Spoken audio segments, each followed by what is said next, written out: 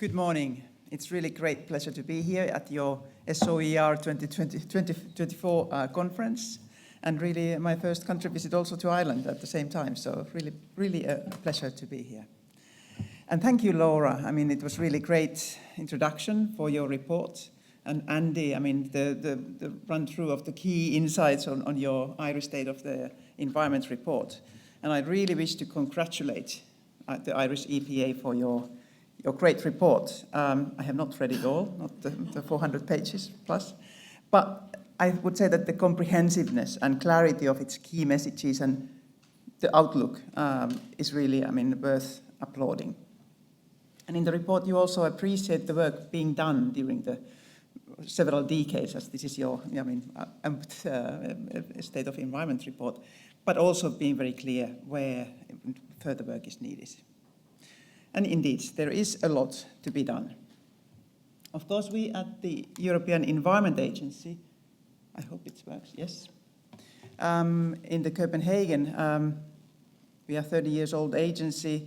We, of course, look at the same issues, but at the European Union and our membership level. So it is also broader in geographically than the EU. So we have 38 member and cooperating countries. But of course, it's not a surprise that, I mean, many, if not almost all of the issues and concerns you have are also reflected at the European level. Many countries face similar challenges. I also think of my own country, Finland. Many similarities, including the peat problem. But also, of course, there are regional differences on various aspects of climate, environment, and sustainability. We are working towards common goal and also with the common political context and framework, and that's, of course, a great asset. So far, this has been guided by the European Green Deal now for the recent last 5 years. And I think the good news is that this will also continue to be the case for the next 5 years under Ursula von der Leyen's second commission. But we also have the 8th Environment Action Programme, a really important piece of work. We're guiding our work towards 2030. And of course, implementation of the key existing legislation will be important to stay on track. No news to you, I guess, either. Climate and environment records have been tumbling over recent years to the point where it's almost becoming a new norm, records breaking. 2023 was setting a host of alarming records, and many experts expect actually that this year will follow suit. But of course, it is not only about climate change. The environmental crises that we currently face are truly systemic. And this means that impacts on our climate, biodiversity, and natural environment, the so-called triple planetary crisis, are all interlinked. And this can also then be tackled only simultaneously by a systemic approach that seeks to reconfigure our energy, food, mobility, and industrial systems to make them suitable for this new paradigm.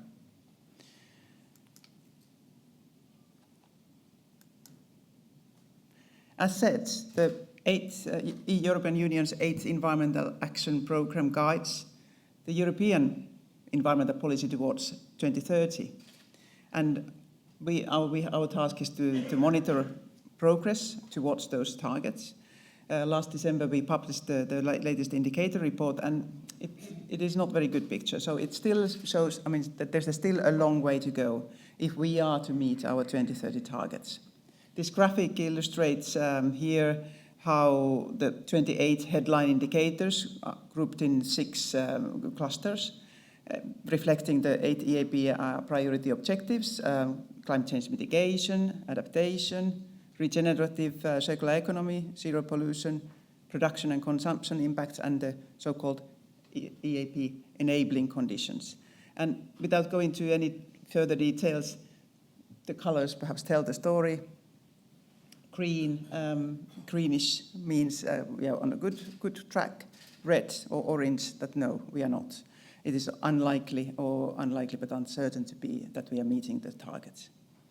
Especially if you look at the environment and climate pressures related to EU production and consumption, you can see that none of these targets are currently likely to be met. So I think a similar picture as in your national report. So indeed, not looking that we are making at the European level a great progress.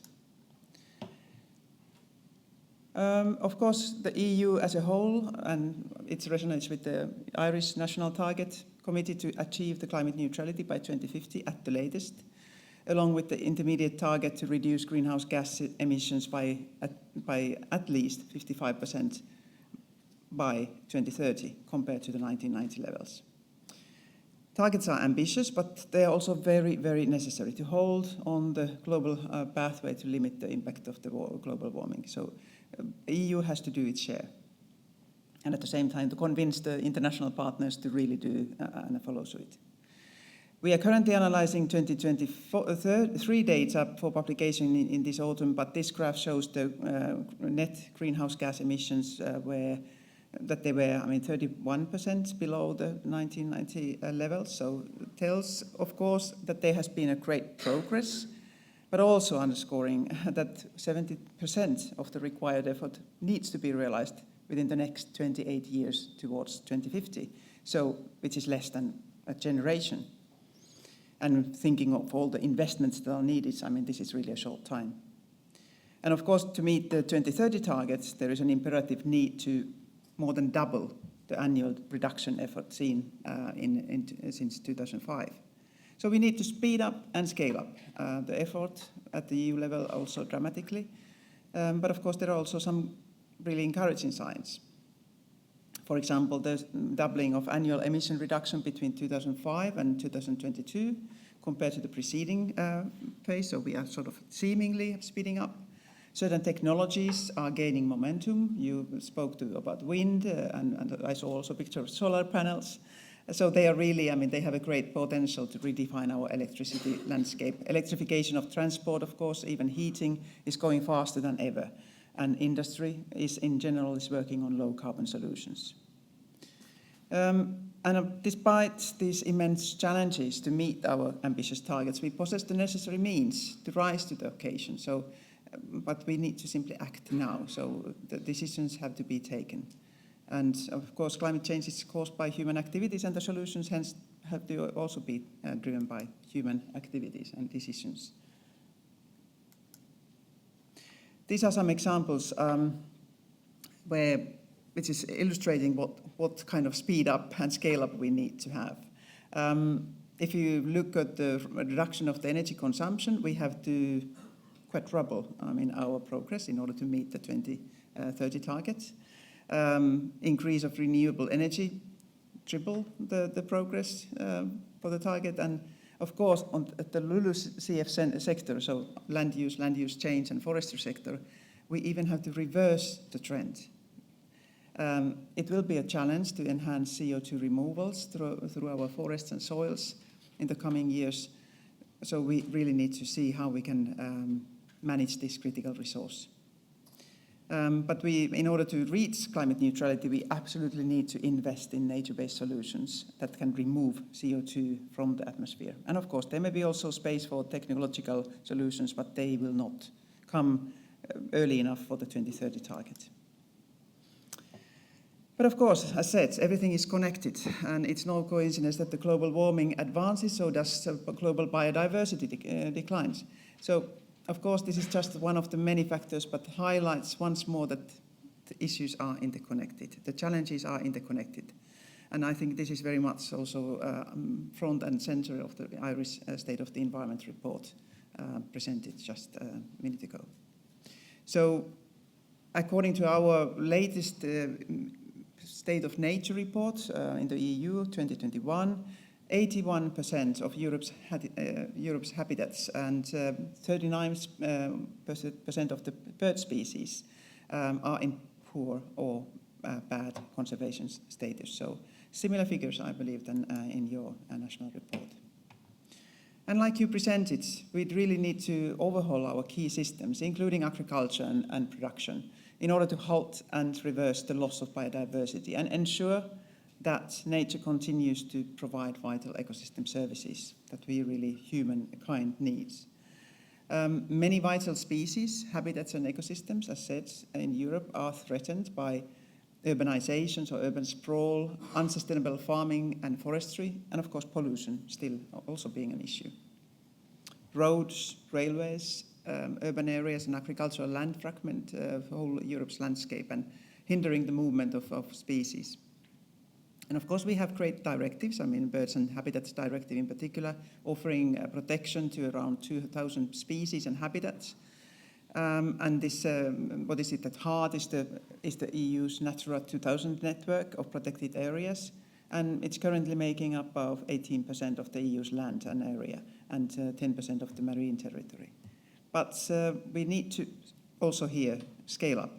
Nature protection needs to be complemented by nature restoration efforts through actions such as removing barriers on rivers and rewilding.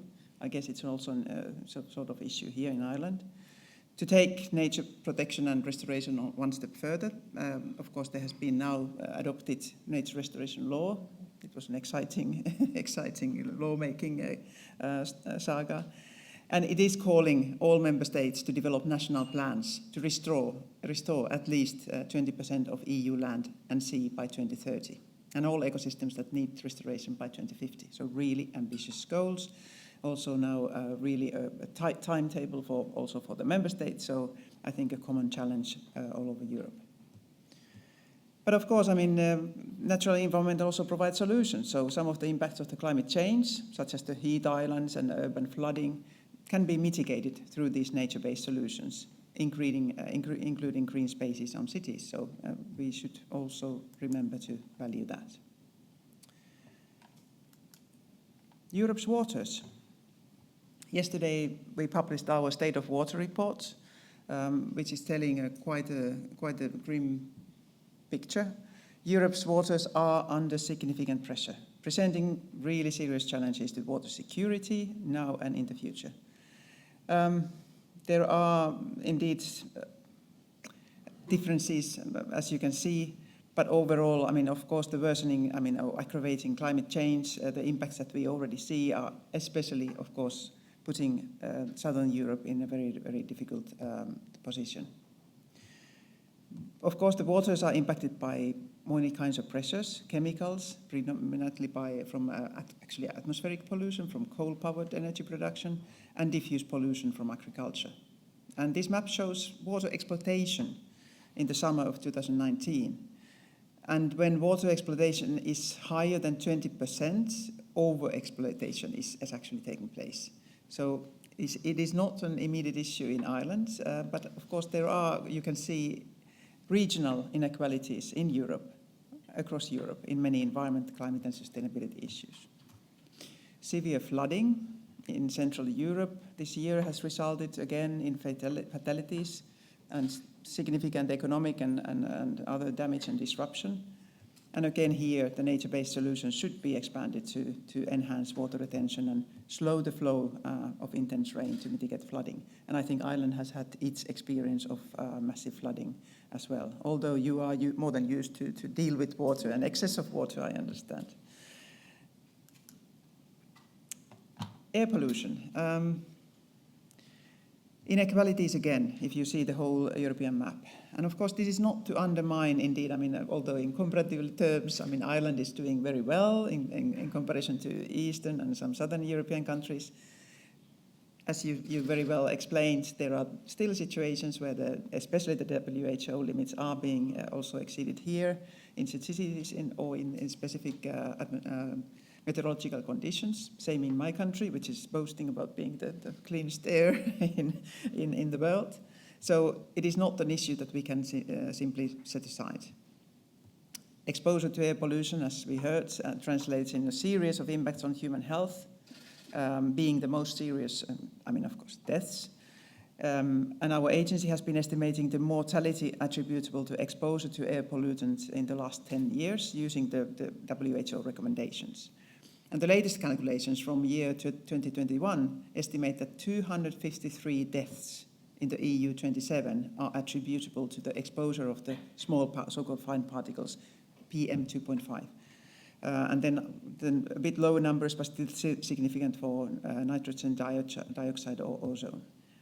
So all in all, these are big figures of deaths attributed to air pollution. This map is indeed, representing the mortality normalized by population, so you can compare the data among the countries, and the darker the blue, the higher the relative mortality is. And of course, as said, it is mostly biggest problem still in the east and southeast countries, but none of the countries are actually meaning that they have solved the issues.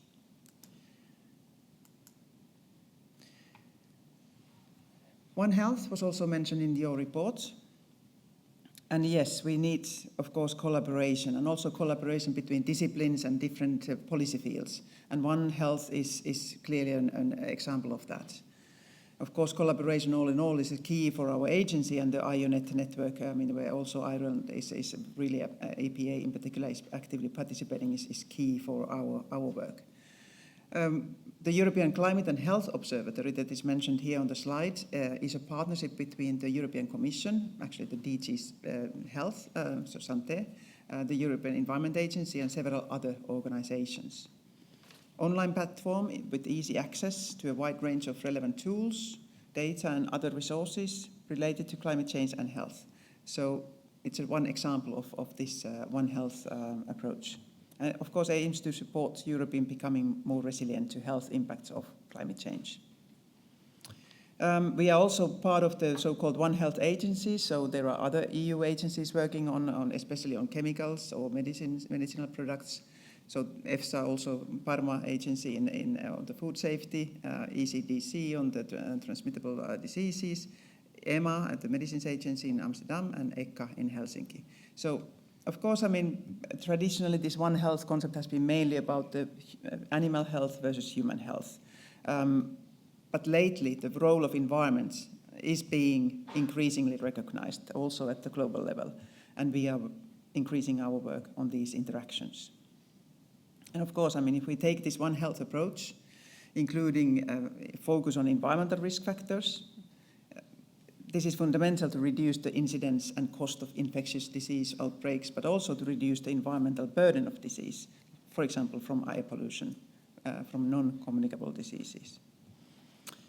So let's look at the production, consumption, waste, and circular economy. Also a topic in your report, and also quite similar picture all over Europe, unfortunately. So really far away from the targets for 2030, not to speak about the wider sustainability targets.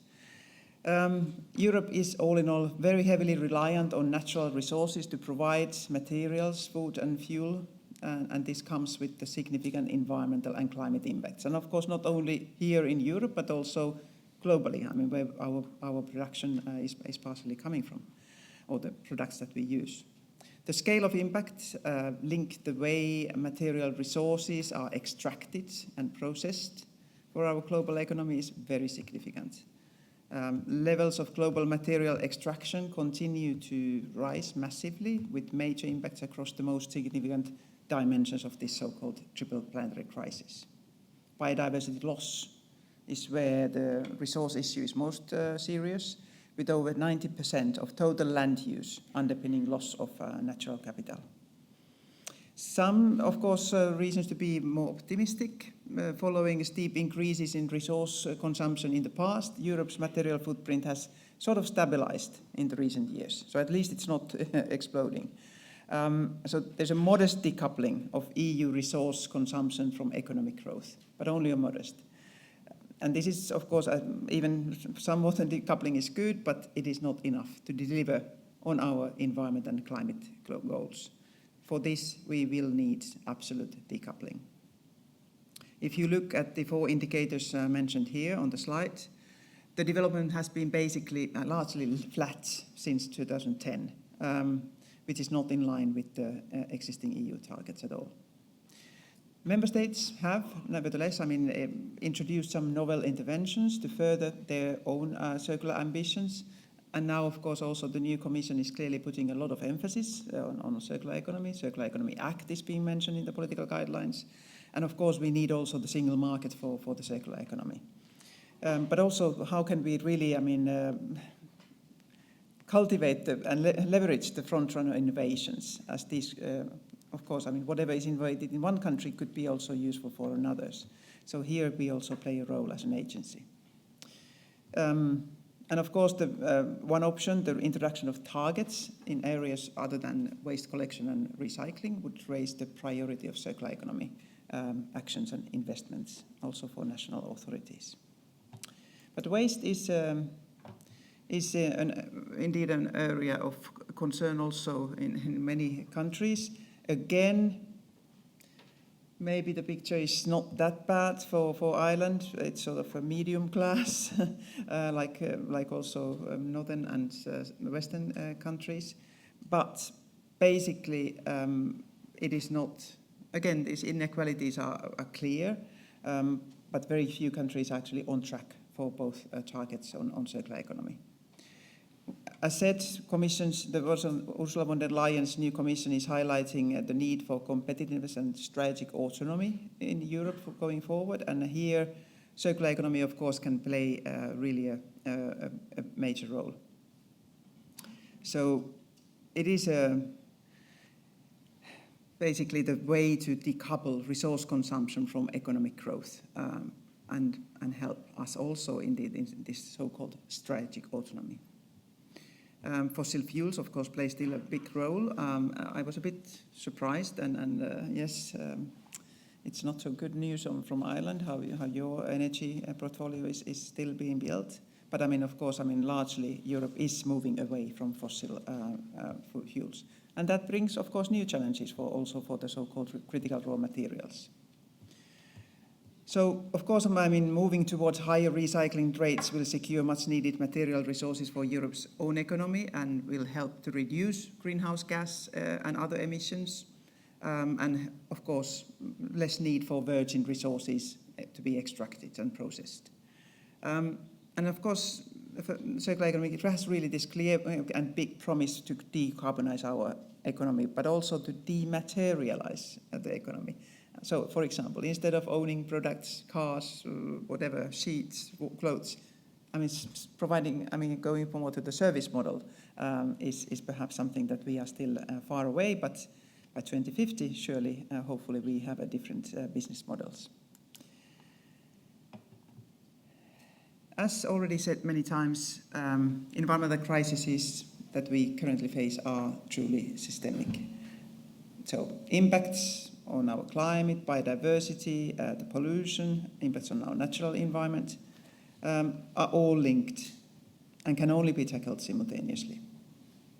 So we need to really, look at our systems, major systems, energy, food, mobility, industry, to make them resilient and suitable for sustainability targets and our sustainability as ambition. We are now ramping up our own SOER 2025 report, European Environment State and Outlook report. It is to be published around 1 year from here. And of course it will integrate information from across all the work areas that we are having, so themes, biodiversity, water, circular economy, so just like your report actually. And of course also looking at the key sectors, agriculture, forestry, transport, etc. And we will include a sort of a concise synthesis report. I don't know, I think it will be thicker than your executive summary. It has to be. We are aiming at under 100 pages, as we have a bigger geographical area also to cover. But aiming to connect the dots between the environmental pressures, economic sectors and social systems, including impacts on health and well-being. And bringing together 5 years of work on all the different branches of knowledge development and assessment to paint a sort of a detailed picture of where we are, a snapshot, and where we want to go. And of course, this is fundamentally, supported and underpinned by the work done in the countries, and hence we also look with high interest on your State and Outlook report from Ireland, also to learn from your great way of presenting the conclusions and the outcomes, and also the visuals are really great. So I will give some hints to look at those to our graphics team. But one report that I need to particularly highlight is the ECHA, the European Climate Risk Assessment. Great to hear that Ireland is also preparing a climate risk assessment for your own country. This has to be done at the national, regional, even perhaps local level, now much more urgently than we thought perhaps 10 years ago. Our ECHA report is the first of its kind, comprehensive assessment of current and future climate risks, and really looking this 2050. And already now, of course, we see the impacts of changing climate, warming climate. But thinking of what is the scenario for 2050, we have quite some daunting scenarios and risks to be faced and managed. So ECHA identifies a total of 36 major climate risks for Europe with the potential of severe consequences, grouped to 5 clusters: ecosystems, food, health, infrastructure, economy and finance. And each of these risks alone has the potential to cause significant environmental degradation, economic damage, social emergencies, and even political turbulence. And of course, their combined effects can be even more impactful. And almost all of the selected risks may reach critical or even catastrophic levels during this century. 21 out of the 36 risks need more action now, with 8 of them being particularly urgent. And this means that we not only need to continue of existing policies, and of course mitigation continues to be extremely important, but we need to also increase the ambition, scope and implementation on the societal preparedness for climate risks. And I believe in Ireland you know already quite some things about your risks at the national level. Floods, perhaps the coastal erosion and the sea level rise most likely being a big issues for you. So we, of course, as in the European agency, we support the policy making, decision making at the European level, but also in the member states. Here, of course, now we are in this interesting phase of having a new policy cycle starting, still to be confirmed whether these phases, apart from Ursula von der Leyen, who has already been confirmed to continue as the president, whether Teresa Ribera, Wöbke Högstra, Jessica Roosevelt and Dan Jørgensen are holding the key commissioner and executive vice president portfolios. It is a very good message that indeed the Green Deal, European Green Deal, that was so transformative and ambitious program is here to stay. So with her own words, we must and will stay the course on all of our goals, including those set out in the European Green Deal. But of course there are now some other priorities: security, prosperity, competitiveness, and of course also the fairness. So this is also now reflected, this multitude of political priorities, also in the von der Leyen's political guidelines, and also highlighted in the different mission letters for the commissioner designates. So we have to of course, really see how now this evolves, whether the parliament is giving a favorable vote. But all in all, it looks sort of also good that there's more interconnectedness between the portfolios. So clearly, under Teresa Ribera, these 3 other commissioners are meant to work together. And there are many more, for example, on climate adaptation and emergencies or water resilience. Other portfolios are also linked to this. So it is a good way to go ahead. This report was published in July from our agency. So it's sort of Europe's Sustainability Transitions Outlook. And looking at how we can now in this new narrative or new political landscape still anchor our wider sustainability goals to these new priorities. So, of course, it is a challenging task, but I hope that you find also the report interesting. It is also contemplating on this term polycrisis. So indeed, it's not only climate and environmental crisis, or economic crisis for those who care about economy, but also we have indeed conflicts, wars, and overall several kind of challenges hampering our sustainability efforts. So polycrisis describes convergence of economic, social, and geopolitical and environmental crises which together create systemic risk actually to the world as we know it. And all these challenges are impacting our food, water and energy security, as well as our macroeconomic and social stability, and they put the environmental policy implementation, of course, under strain. Social fairness and the way the economic impacts of sustainability transitions are felt differently across groups, economic sectors, but also geographical regions, will become more important in political discourse moving forward. And we will need to work towards a comprehensive and holistic policy framework where climate and economic, industrial and labour market and social policies build a coherent system which can support sustainability. So these transformations need this kind of holistic approach. And of course, we don't know what the future will bring, but we have, of course, data and knowledge more than ever before, and that's great. And ECHA in Ireland is a great source of data and knowledge, as you also mentioned. But our challenge is perhaps to showcase how addressing sustainability, climate and environmental challenges in a smart way can simultaneously address parallel concerns, like contributing to EU's competitiveness and strategic autonomy, and also helping at the same time building a fairer, healthier society and a stronger democracy across all our geographies and regions, and actually also globally. So I thought I stop here, but of course I'm very much looking forward also to our discussion, questions and answers session, so that we perhaps can have an interesting debate on these topics. Thank you. Thank you.